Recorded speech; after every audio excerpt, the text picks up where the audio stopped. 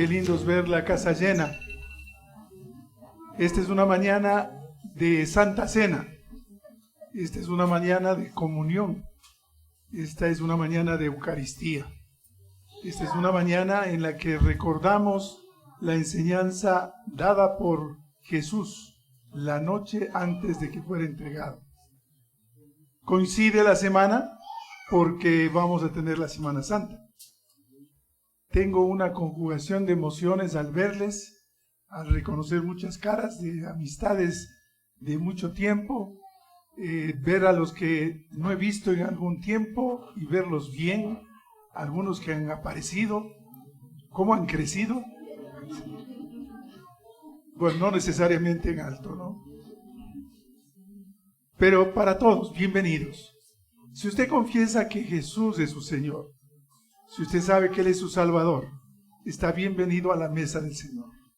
Voy a invitar a los ancianos, Pablito Urgilés, Pepito, por favor, tengan la bondad, me van a acompañar en la celebración de la Santa Cena. Hecho que más que una liturgia, constituye parte del ser de la Iglesia, porque es una ordenanza entregada por el Señor. Y esta es una quizás de las más importantes. Compartir la mesa solo se lo hace con aquellos que están muy unidos, se conocen, saben de su vida y saben la provisión que Dios da. Cuando los discípulos escucharon a Jesús, quizás ellos no tenían la idea de todo lo que iba a trascender en la humanidad con esta enseñanza. El día jueves, precisamente, yo les invito a participar de la Cena Pascual. Usted y yo tenemos que reconocer de dónde nace la Santa Cena. Y esta es una historia real, verdadera, que muchos hermanos de Siloé la van a representar. Y esperamos que inviten a quienes no son cristianos, Será en el edificio del Metropolitan, allá en las Naciones Unidas. Ustedes ya tienen la dirección, y si no, pues ya la van a tener en poco, si es que hay un poco de material para repartir. Pero va a ser una noche muy, muy, muy importante. La cena pascual da lugar al momento en el que Jesús nos indica que de ahora en adelante vamos a hacer esta celebración. Los niños se quedan con nosotros porque es importante que ellos tengan la escuela de lo que significa la Santa Cena. Los niños no participan de la misma, pero ellos ya van guardando en su memoria lo que está sucediendo. Dice la palabra de Dios en 1 Corintios 11. Podemos encontrarla en Lucas también. La institución de la Cena del Señor, narrada por el apóstol Pablo.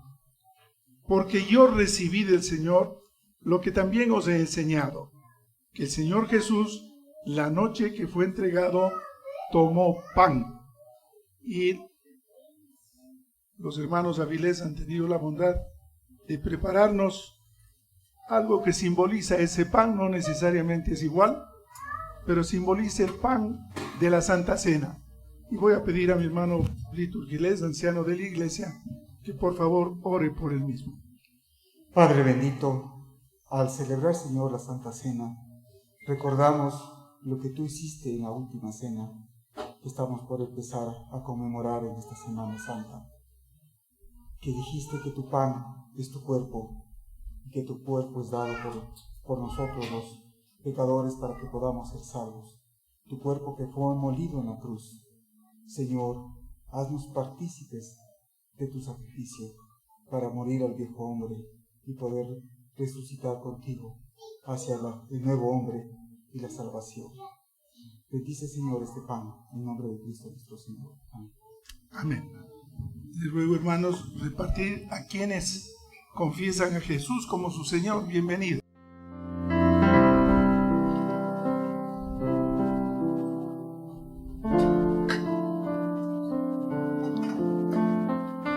Porque yo recibí del Señor lo que también os he enseñado, que el Señor Jesús, la noche que fue entregado, tomó pan, y habiendo dado gracias, lo partió y dijo: tomad, comed, esto es mi cuerpo que por vosotros es partido, haced esto en memoria de mí. Comamos juntos.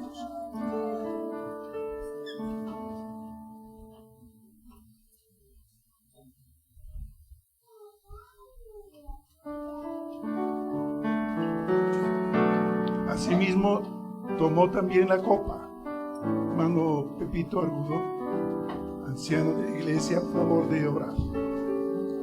Bendito Padre y Señor, alabamos tu nombre en esta mañana y te damos infinitas gracias porque nos permites recordar ese momento en que tú nos ordenaste, Señor, que cada vez que levantemos la copa recordemos que esa copa representa la sangre vertida por ti en la cruz para salvación de todos los pecadores, de todos aquellos que creemos en ti, Padre del cielo. Bendice este elemento que representa tu sangre y que tu Espíritu Santo permita que cada uno de los que estamos acá y que la tomamos comprendamos lo que eso significa en nuestras vidas, Señor. Gracias, Señor, por este tiempo, en el nombre santo de Jesús. Amén. De la misma manera, hermanos, favor de repartir. Ha llegado el momento de la lectura bíblica. Hermanos, les pido que si es que tienen sus Biblias, abran en el capítulo de Marcos, en Marcos capítulo 11, del 1 al 11. Y dice: cuando se acercaban a Jerusalén, junto a Betfagé y a Betania, frente al monte de los Olivos, Jesús envió 2 de sus discípulos y les dijo: id a la aldea que está enfrente de vosotros, y luego que entréis en ella hallaréis un pollino atado, en el cual ningún hombre ha montado.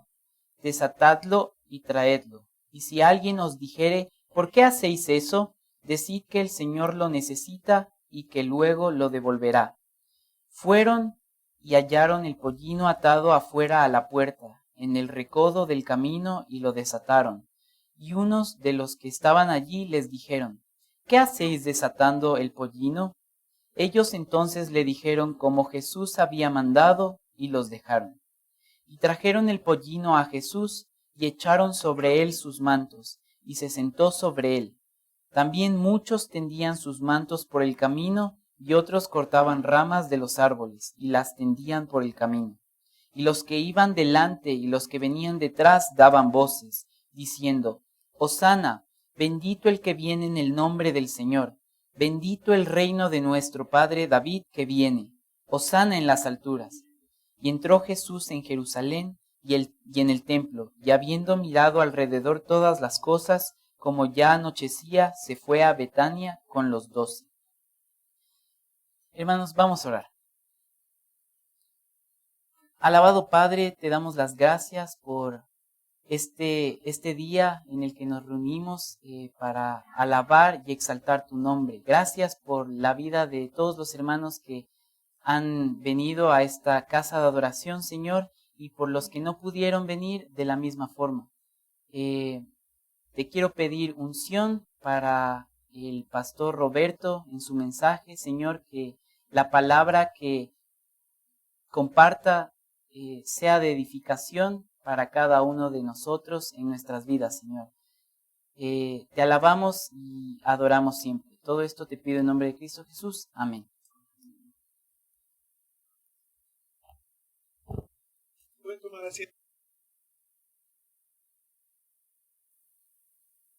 Bien preocupado.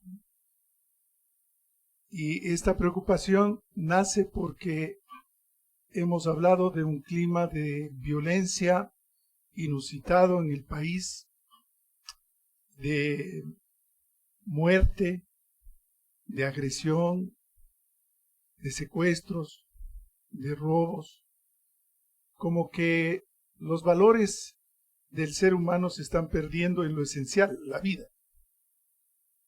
Anoche frente a la puerta de mi casa fue secuestrada una señorita que dio alaridos, gritos y se la llevaron.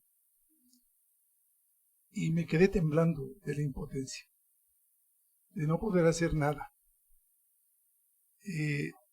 9 de la noche. Bajé y puse doble llave. Fue lo que se me ocurrió. Por si no, ¿quién predica ahora? Si secuestran al que quieren, se llevan.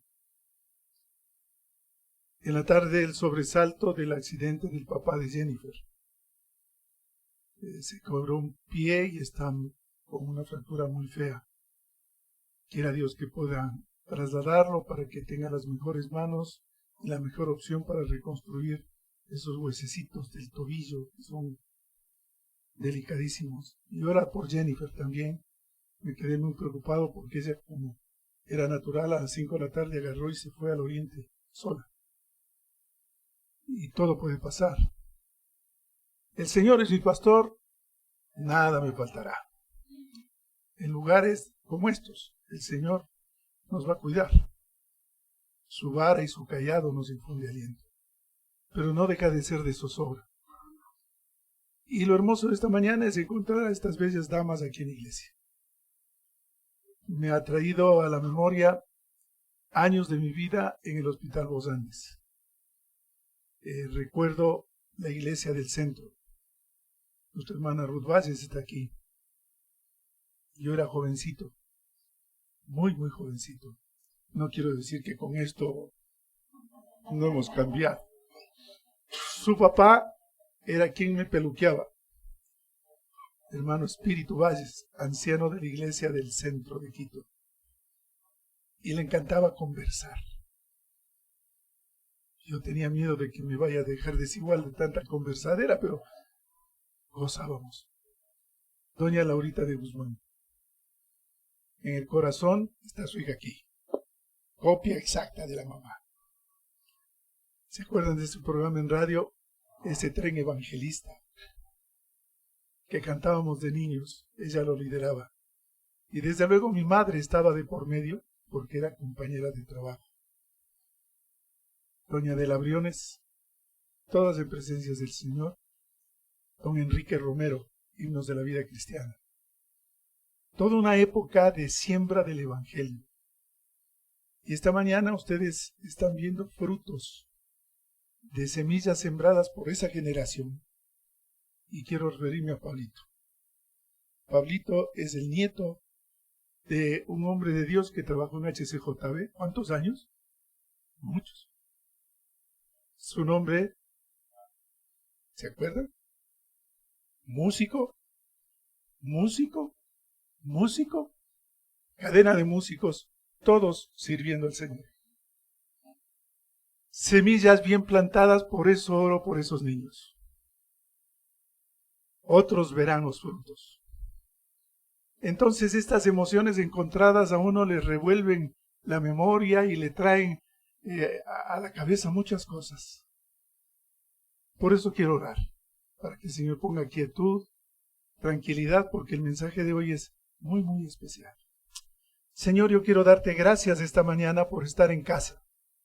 Hemos venido con la ilusión de escuchar tu voz, de mirar tu palabra, de encontrarnos con ella, de hablar contigo, Jesús, para que nos digas lo que debemos hacer en un mundo tan quebrantado, tan difícil, en donde se necesita camiones de amor volcados sobre la necesidad de una humanidad perdida. Úsanos, Señor. Permite que tu palabra penetre en nuestro corazón. Te lo pido en el nombre de Jesús. Amén.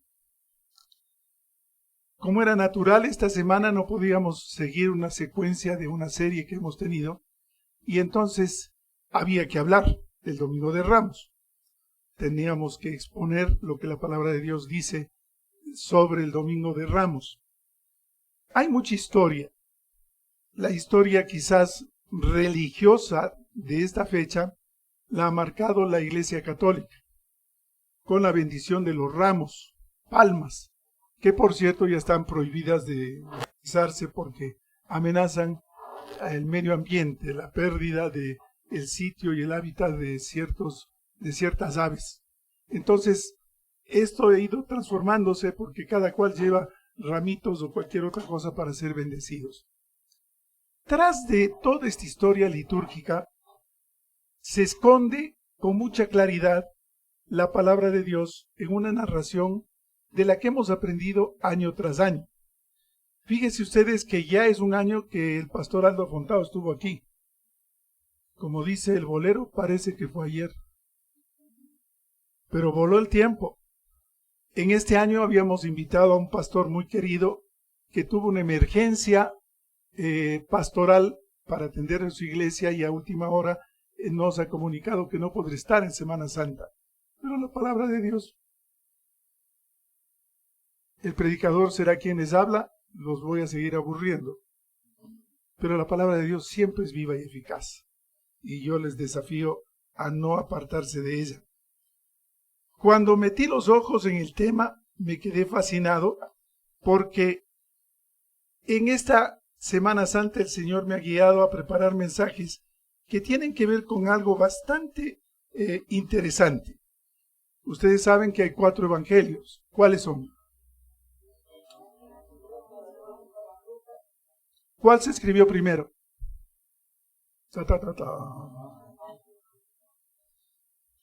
Ni yo mismo estaba muy seguro, así que tuve que ir a investigar. ¿Sabe por qué? Porque escuchar la narración de un hecho, entre más fresco es, tiene mucho más evidencia real de lo que ha pasado. Lo interesante es que los 4 evangelios son veraces porque dicen lo mismo. Esencialmente dicen lo mismo acerca del Domingo de Ramos. Pero cada uno en su estilo le va diciendo alguna cosita extra que no dijo el otro. Y es el punto de vista, cómo miró, cómo lo apreció. Juan escribe 21 capítulos del Evangelio entre los años 38 y 42. Es decir, lo más fresquito. Habían pasado ya 38 años y él escribe el Evangelio narrando estos hechos. Marcos escribe su Evangelio de 16 capítulos entre los años 42 y 47, un poquito más atrás. Lucas escribe los 24 capítulos entre el año 50 y 56, un poquito más atrás. Y Mateo se queda a la cola. Y él escribe 28 capítulos entre los años 62 y 66. Entonces a mí se me ocurrió sacar cada lectura y cotejar para ver qué es lo que el uno dice y el otro no dijo, y qué es lo que complementa todo el cuadro y qué es lo que muestra. Repito, lo admirable es que los cuatro esencialmente describen el mismo episodio conocido como el Domingo de Ramos, inspirados por el Espíritu Santo. Cada uno tiene su estilo, con lo que contribuyen a enriquecer lo ocurrido. Vamos a comenzar tomando de referencia el de Marcos, por alguna razón que ustedes ya la van a apreciar. Dice, si lo podemos ver, cuando se acercaban a Jerusalén, junto a Betfagé y a Betania, frente al monte de los Olivos, Jesús envió 2 de sus discípulos. Ustedes recuerden que en todo este tiempo los discípulos habían estado trabajando en Macedonia. Coincidentemente nosotros hemos estado siguiendo todo ese recorrido por este sector. Y ahora estaban ellos, veamos el mapa, estaban ellos en este sector. La Palestina del Antiguo Testamento, donde el Señor estaba, tiene estas ubicaciones. Si usted se fija aquí, va a ver que Jerusalén está aquí, que Belén está aquí, que Betania está aquí y que el Monte de los Olivos está aquí. Este es el escenario nuevo porque todos habían bajado y estaban aquí en este nuevo escenario. Dice la palabra de Dios que estuvieron en Betfagé y Betania, que era por este sitio. ¿Qué hechos sucedieron en Betania? ¿Ustedes se acuerdan de Lázaro y su familia? ¿De Betania? Ahí había quedado un recuerdo importantísimo de el milagro que Jesús hizo con Lázaro. Entonces la gente lo admiraba. Cuando Jesús vino, dijo, este es el que le resucitó a Lázaro. Y obviamente esta familia era la más conocida de Jesús y ahí se hospedaba. No iban a ningún hostal ni a ningún pesebre, no. Ahora tenían dónde, la familia de Lázaro, y estaban en Betania. Y esto está frente al Monte de los Olivos, dice la palabra de Dios, aquí, frente al Monte de los Olivos. ¿Por qué era trascendente el Monte de los Olivos? Usted va a recordar que durante esta semana haremos referencia al momento cuando Jesús fue al Monte de los Olivos y fue a orar. Este es el escenario. A pie, duro de caminar. Son subidas, estuvimos por allí, y la cuestita de Betania al Monte de los Olivos es cosa seria. Pero el Señor estaba moviéndose por este ambiente. Les dijo a estos 2 discípulos que les mandó precisamente a Betania. Id a la aldea que está enfrente de vosotros, y luego que entréis en ella, hallaréis un pollino atado en el cual ningún hombre ha montado. Desatadlo y traedlo. Ahora, esto es muy interesante, porque todos los evangelistas hablan del pollino. Si usted tiene la paciencia de estudiar la Biblia, usted va a encontrar una referencia que se encuentra en Zacarías, capítulo 9, verso 9. Y Zacarías está hablando de 500, 600 años antes de Cristo. Antes de que hubiera el silencio de la palabra de Dios, que no se escribió nada, ese periodo entre el Antiguo y el Nuevo Testamento, aparece Zacarías, no de loco, inspirado por el Espíritu Santo. Alégrate mucho, hija de Sión, da voces de júbilo, hija de Jerusalén. He aquí tu rey vendrá a ti, justo y salvador, humilde y cabalgando sobre un asno, sobre un pollino, hijo de asna. ¿Era la bolita de cristal? ¿Era el azar? Era la inspiración del Espíritu Santo, guiando una escritura que era una profecía en ese momento y que se cumpliría ahora. Cuando Jesús toma 2 de los discípulos y se vayan a Betania, busquen allí un pollino, hijo de una asna, desátenlo, Nadie habrá montado en ese pollino, porque nadie podía haber montado allí. Y traédmelo. Porque ahí era donde Jesús iba a montarse para entrar a Jerusalén. Jerusalén, que hemos visto que también está en esta área y está cerca. ¿Por qué el pollino? Y el significado interesante de esta historia nos bota a un recorrido del pueblo de Israel. Cautivos en Babilonia. Recuerda que habían 12 tribus, ¿no? Las 2 últimas fueron las que fueron capturadas para los babilonios. Las otras 10 tuvieron peor suerte. Se fueron con los persas. Les trataron pero re mal. Tuvieron pero muy, muy esparcidos. Pero este gran grupo que estuvo en Babilonia fue el que se repatrió. Y los reyes que se ensañaron con ellos y les trataron muy mal, al final tuvieron un punto de quiebre cuando apareció un tal Ciro.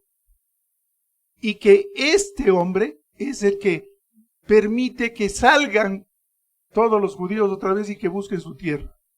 Y usted va a cotejar con la Biblia las historias, por ejemplo, de Esdras, Nehemías, con la reconstrucción del templo, de los muros y todo esto, que no es sino una narración histórica interesante.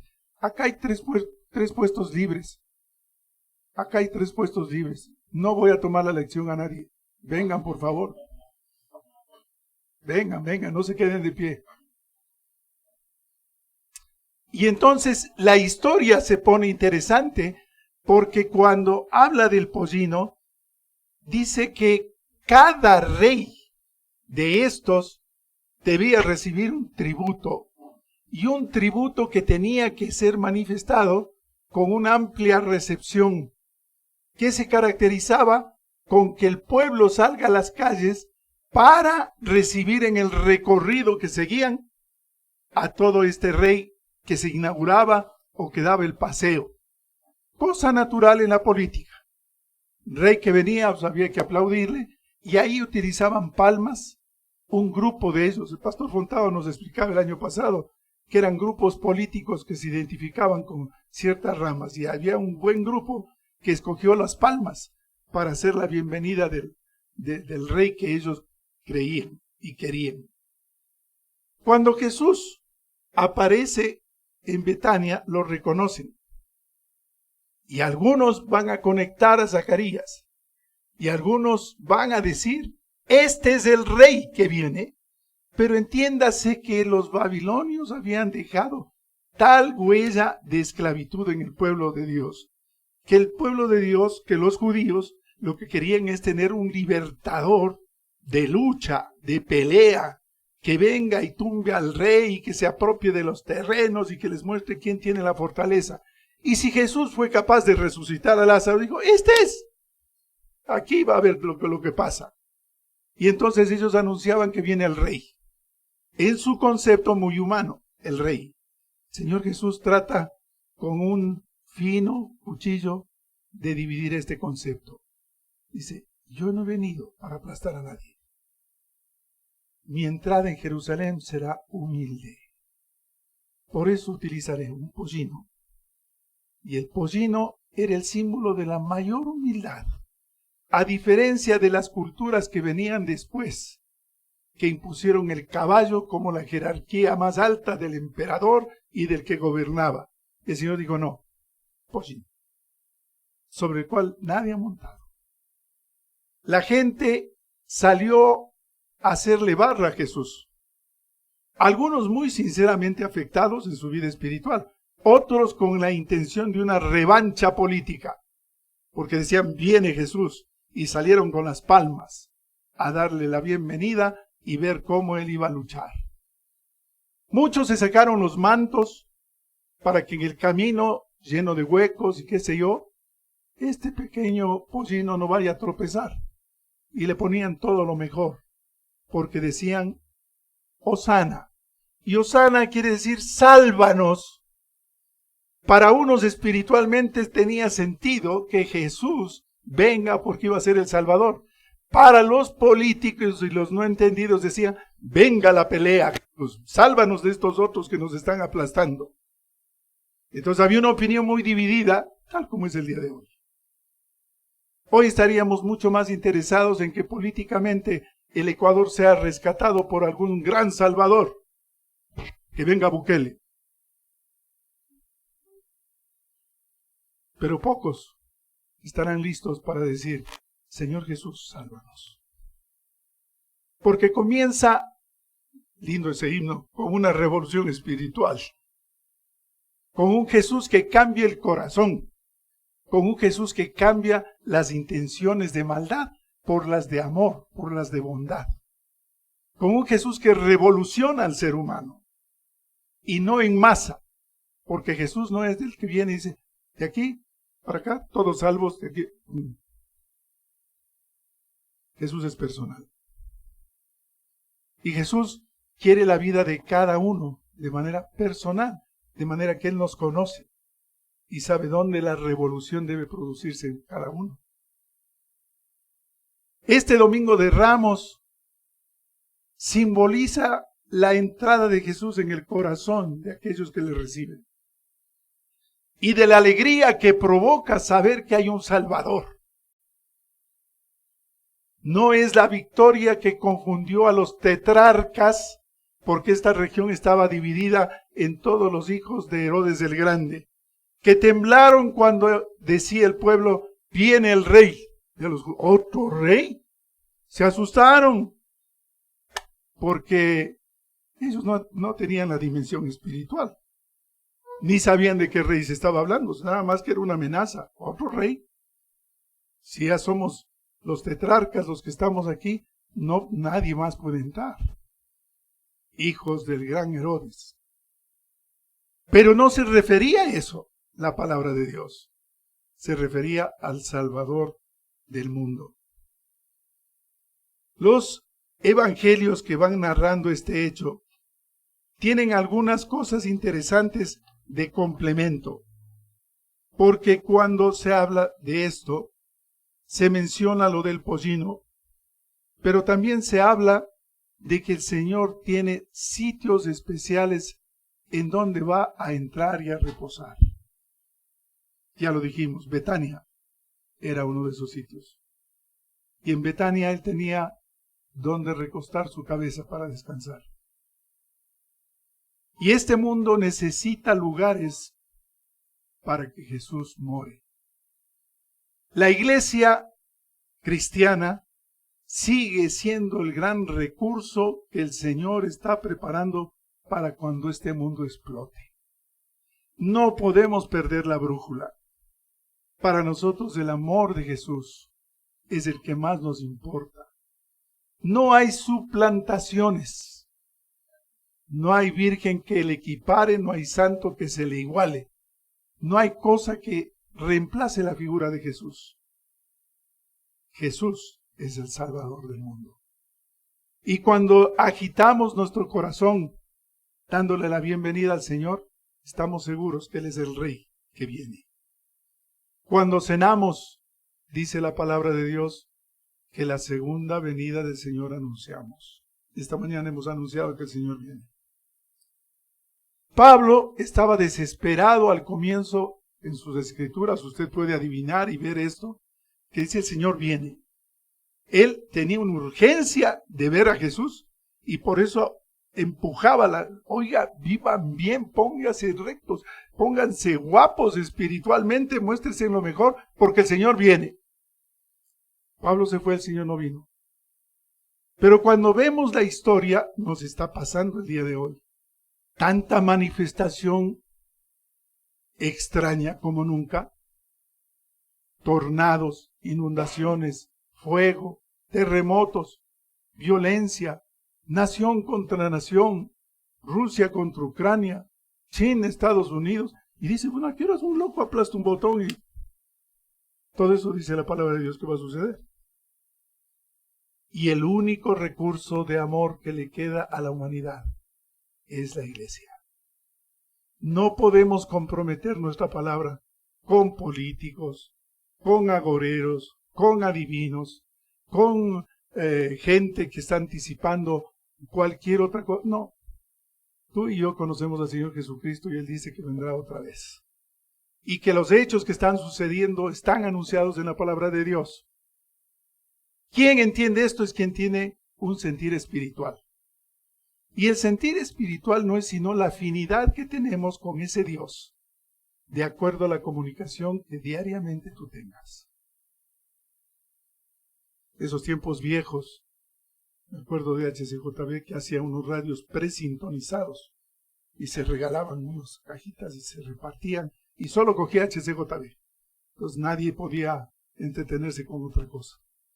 Porque los radios viejos esos de tubo, y uno les espiaba y veía un tubo encendido, otro tubo encendido, y a veces se quemaban. Uy, se quemó el tubo. Ese era, hoy es el chip. No, pues ahí era el tubo. Y además, no era digital, de aplastar y ¡pum! Estaba la radio. No. Había una perillita con un dial.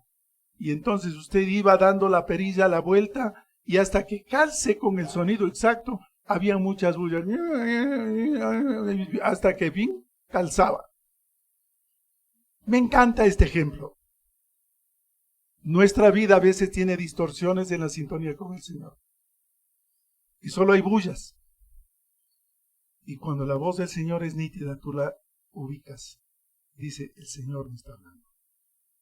Si el Señor no te dice nada, si tú no tienes la percepción de que Dios está contigo, es porque tu señal está borrosa. Se te quemó el tubo. Aquí no hay dónde darle vueltas. El que tiene una vida espiritual, con oración, con lectura bíblica. ¿Cuántos versículos bíblicos hay? Me acuerdo, Abelito, los concursos allá en la Alianza en el centro. Los pastores, los profesores, con gran concurso bíblico. A ver, de Génesis hasta el Apocalipsis, ¿cuántos libros hay? Y uno se quedaba viendo al otro y le daba el codazo, ¿no? No, dile vos, no. ¿Quién da más? Pero íbamos a aprender 66 libros. ¿Puede recitarlos los del Antiguo Testamento? Denos unas semanitas. Llegaba la semana y nadie venía. Hoy no ha cambiado. ¿Conoces la palabra de Dios? ¿Sabes detalles como estos que estamos viendo? Si le dedicas tiempo al Señor, esto y más vas a ver en tu vida. Afina tu sintonía, que no haya disturbios en la sintonía, que tu percepción del Espíritu Santo sea la mejor, para que escuches la voz de Dios. Ahora, tener un rey que viene no es de todos los días. En la historia se cuenta que ya hubieron intentos de otros libertadores de los judíos que entraban a Jerusalén, pero los distinguieron tan rápido que les dieron una tranquiza y hasta les mataron y nunca se lograron posicionar del trono. Porque esos reyes pretendían ser los peleadores, los libertadores de un pueblo que había sido muy ultrajado. Cuando Jesús viene, lo que hace es resucitarle a Lázaro. Y calladitos todos. Más bien temor. ¿Y si esto hizo ahí? ¿Qué podrá hacer? Jesús dedica el tiempo para pasar la vida con 12 discípulos. De entre ellos tenía 3 predilectos. Y este es un modelo administrativo, eclesial o secular que sirve. Usted tiene un directorio, siempre va a tener los más allegados con los cuales usted mueve la paila.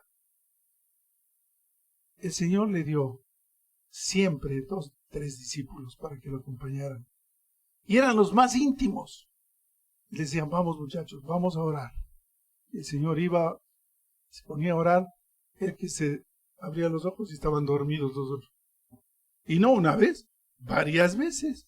Y era el círculo íntimo. ¿Cómo serían los demás? A tal punto fue que Tomás se perdió la presencia de Jesús cuando resucitó, porque ya no estaba tan enterado del asunto. Es decir, tenemos una gama. Hay un grupo muy heterogéneo entre los seguidores y siempre lo habrá. pero hay una sola cosa que distingue. Tenemos a Jesús en el corazón. Y Él es nuestro Salvador. Y la gloria, la alegría, el gozo, las palmas, la bienvenida, es para eso, para agradecerle a Jesús, el Rey de Reyes. Usted va a ir a Apocalipsis 20 y enseguida va a ver la descripción que tiene Juan cuando describe que el Señor vendrá como el Rey de Reyes y el Señor de Señores. Pues sí, en una cabalgadura de a de veras. La segunda venida del Señor no es como la primera. Y todo eso está en la Biblia y eso hay que estudiarlo. Y qué hermoso que es embarcarse en esa aventura bíblica y seguir los pasos del Señor y enterarse de la profecía y el saber por qué del por qué hasta cierto punto. Porque los discípulos querían saber más después y comenzaron a preguntarle y el Señor les dijo, vea, conténtese con lo que les he dicho, porque si ni eso entienden, peor lo que viene después. Y a veces nosotros queremos rascar donde no pica, pidiéndole al Señor explicaciones que no vamos a entender. Cuando estemos en presencia de Él, podremos conversar y podremos decirle, Señor, explícame esto, ¿por qué? Y el Señor va a saber por qué. Digo esto porque el mundo también levanta cuestionamientos sobre este rey. Si este rey es verdadero, ¿por qué hay tanta maldad y por qué permite tanta maldad? Dice la gente. Y no está lista a aceptar que toda la parte de la maldad la hemos puesto nosotros. Y que el Señor, pero tiene su tolerancia. Río de Janeiro. Último carnaval. El lema fue adorar a Satanás. Todos los carros alegóricos haciendo alusión a Satanás y dándole loas a Satanás. Los máximos personajes, Satanás, un individuo disfrazado de Satanás, arrastrando de los cabellos a Jesús, otro que se prestaba para esto. Terminó el desfile, se desató una tormenta tremenda. La gente dice que hubo unas descargas eléctricas impresionantes y en un accidente horroroso murió Satanás. Con el Señor no se juega. Cuando tú haces la decisión por seguir a Cristo, estás seguro de que tu vida está entregada al Señor. Cada cosa que vayas a hacer, pregúntate si el Señor Jesús lo hiciera. Voy a hacer esto, dice, pero ¿será que Jesús lo hace? Porque quizás es la medida de comparación para saber si tú estás bien o estás mal. Con el Señor no se juega. Él es nuestro Señor. Y cuando Él dice en Apocalipsis que si alguien abre la puerta, Él entra. Jesús no va a atropellar a nadie, lo hemos dicho 1000 veces. Él no va a imponer. Él solo va a decirte, yo soy tu Salvador. Si tú quieres aceptarme, aquí estoy. Abre la puerta, yo entro contigo y ceno contigo. El Señor no abre puertas a empujones. El Señor no abre puertas porque a Él le place y derrumba. Lo que sí te puedo decir es que el Señor va a usar a quien quiera para bendecir a su pueblo. Si tú estás en necesidades, no te asombres de que aquel que nunca creíste que te iba a ayudar, el Señor lo usa y te bendice. Porque es el Señor. Él es el dueño de todo. Semana también partió a la presencia del Señor el pastor Luis Vázquez, amado siervo de Dios, muy querido, respetuoso, amable, trabajador, de buena pluma, escribiendo editoriales y devocionales. Le dio un infarto. De los que estamos aquí, ¿cuántos estaremos del otro lado? ¿Estás listo? Las palmas se agitan. Jesús viene. Es Jesús mi Salvador. Es Jesús quien me da la nueva vida. Es Jesús el que merece que cantemos victoria, que cantemos el Hosana, sabiendo que Él nos salva, espiritualmente hablando. Aunque en lo material dice, pero también sería bueno, sí. Buscad primeramente el reino de Dios y su justicia. Y todo lo demás. Ahora déjame decirte que el Señor nunca te da para que mal uses. El Señor siempre da lo justo para bendición. Y gloria a Dios por eso. Porque si nosotros fuéramos de aquellos abusivos, nos va a pasar como a los judíos, cuando cruzando en el desierto caía el maná y dijeron: saquen una cesta, recojan el pan para este día, pero no cojan más. Entonces el judío, vivo, inteligente, negociante como es, agarró los 3 guaguas, cada uno coja una canasta y meta todo lo que puedan.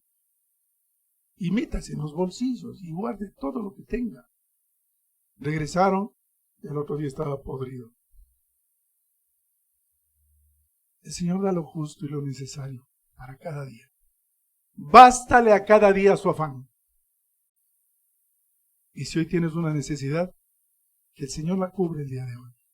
Ya mañana será otro día. El Señor tiene para cada día. Ese es mi Jesús, al que le doy la bienvenida con las palmas, al que le digo que Él es el Rey de Reyes y que es el Señor de Señores, porque Él me atiende en todo. Y desde un punto de vista muy humano, yo luzco bien por la gracia de Dios. No porque me merezco, ni porque caramba, no, es del Señor.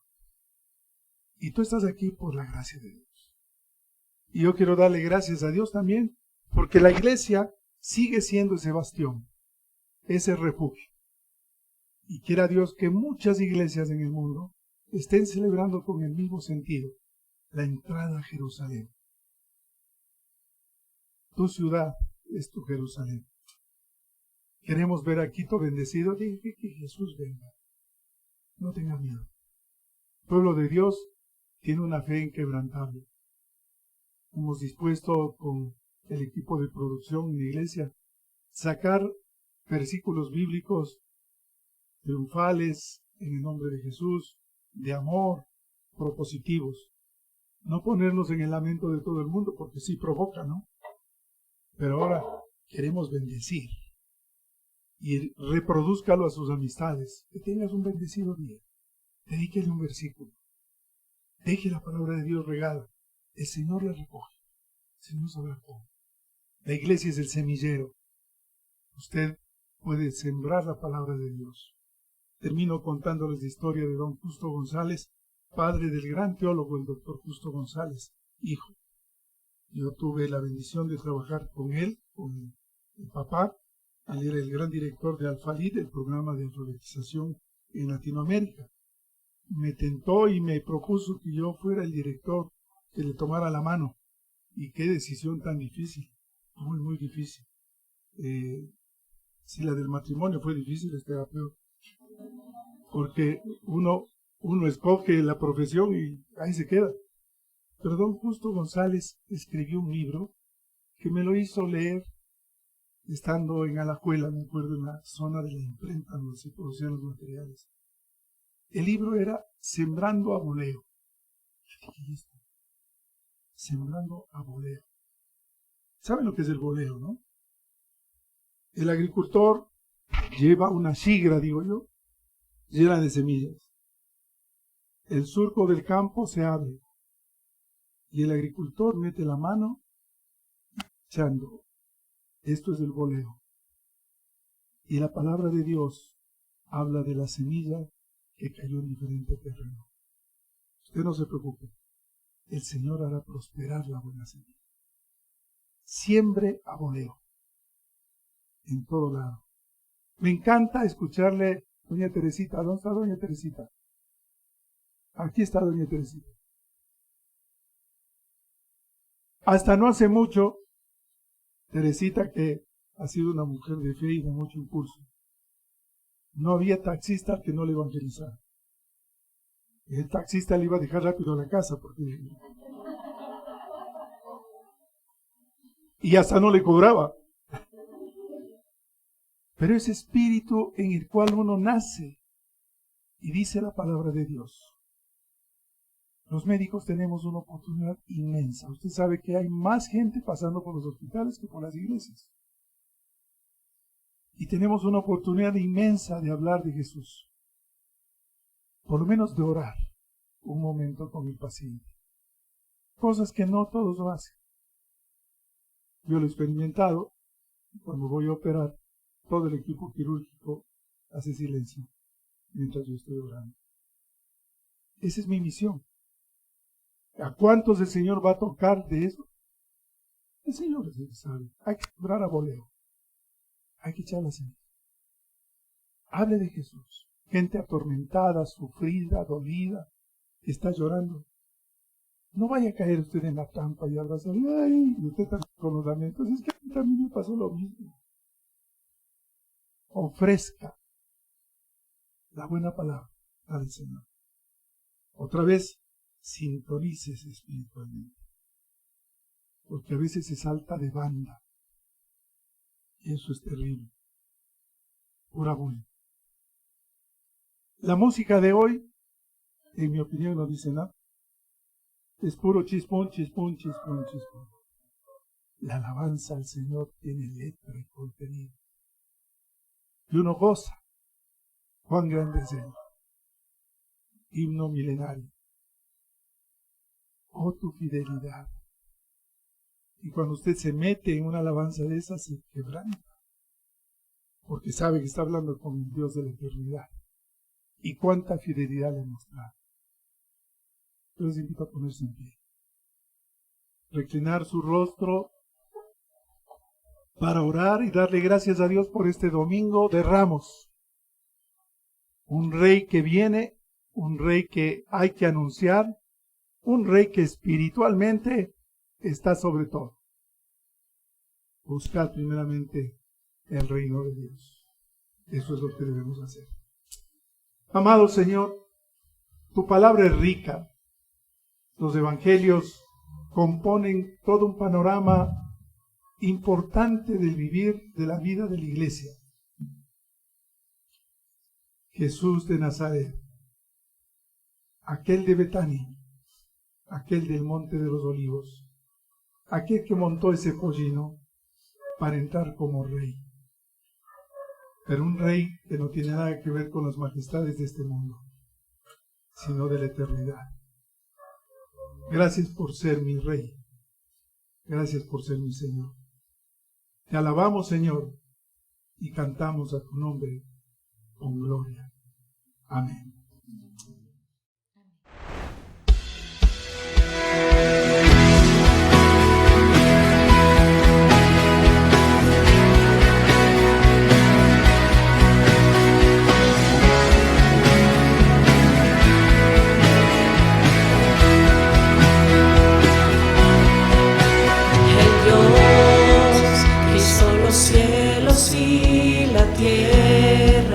Con el poder de su palabra y reina con autoridad.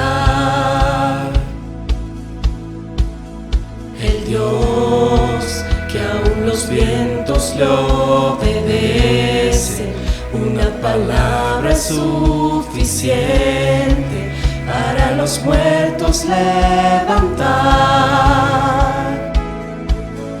Nadie es como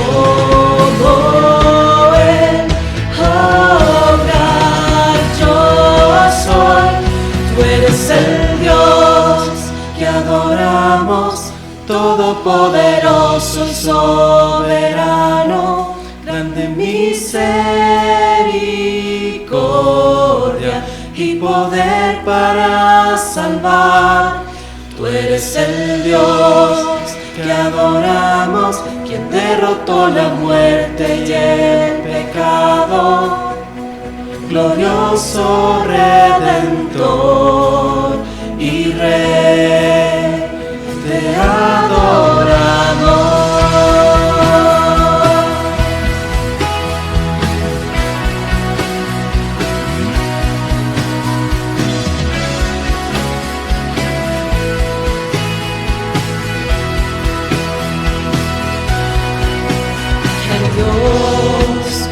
Descendió desde su trono para llevar sobre sus hombros nuestra culpa y transgresión.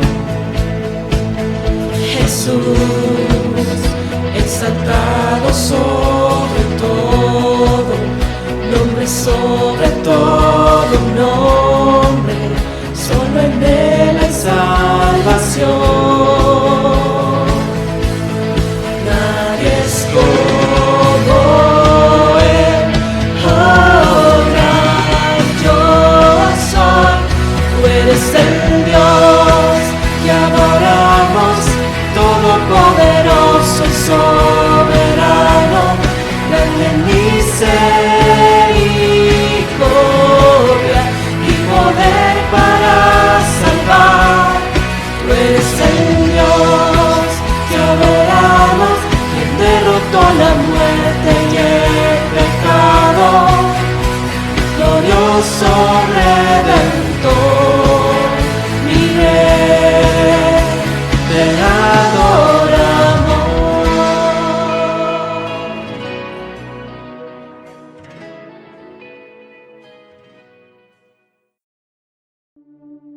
Gracias por participar en esta celebración desde tu hogar.